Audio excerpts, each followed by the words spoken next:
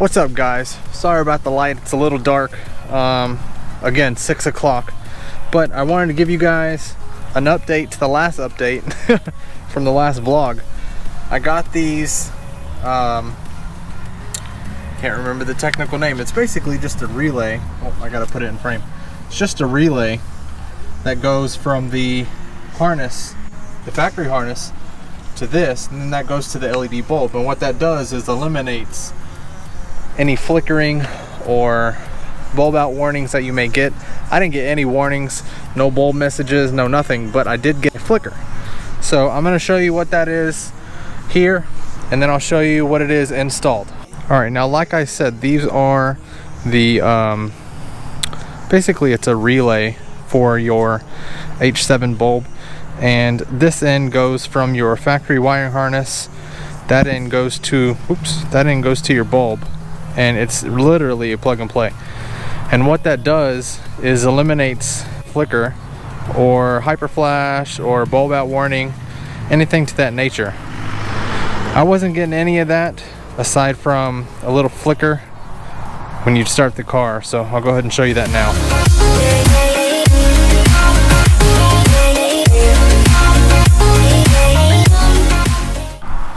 Alright, if you see here, hang on, let me disconnect this.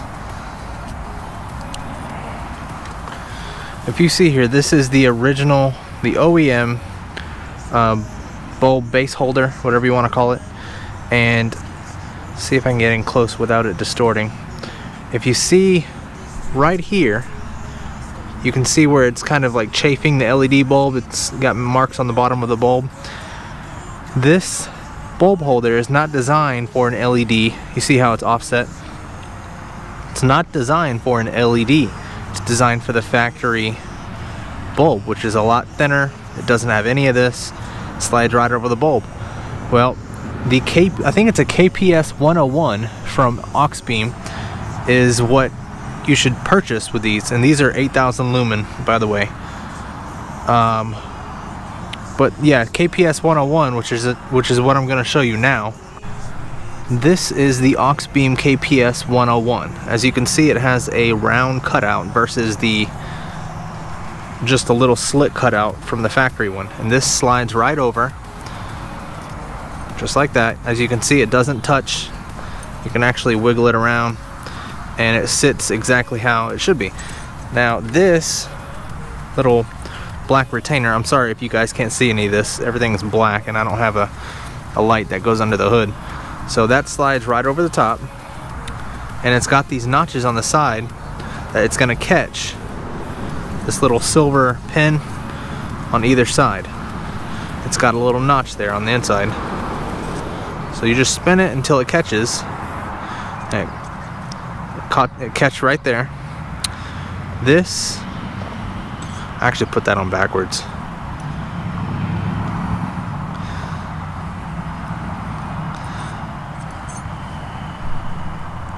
It's supposed to sit like that.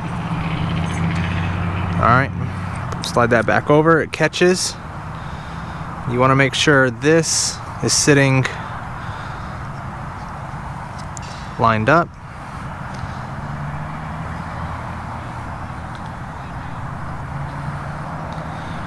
Alright, so if you guys can see that right here, there's two little, there you go, two little silver tabs, and then this black piece slides in between that.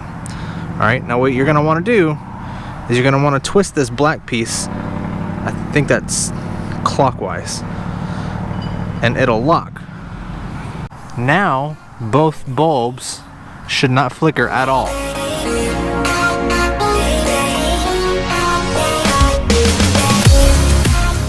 If you noticed earlier when I turned the lights on, the headlight bulbs did not flicker, but the fog light bulbs still did. So I need to go ahead and get the relay harness for the fog lights, and of course I'll give you guys an update on that when that happens.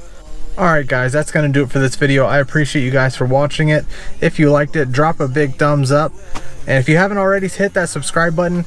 If you enjoy Volkswagens or modifying your car and you don't know exactly what's going on, I'm not the best when it comes to do it yourself, especially when I don't have the greatest light conditions. Living here in Florida around this time of the year, which is January, you have time constrictions because by the time you get home from work, or by the time your spouse gets home from work, or vice versa, whatever, there's not really much time to do anything outside, let alone just go and get your mail and come back in. It's pretty much all you can do. So like I said, if you haven't already subscribed, please do so, and I will see you guys on the next one.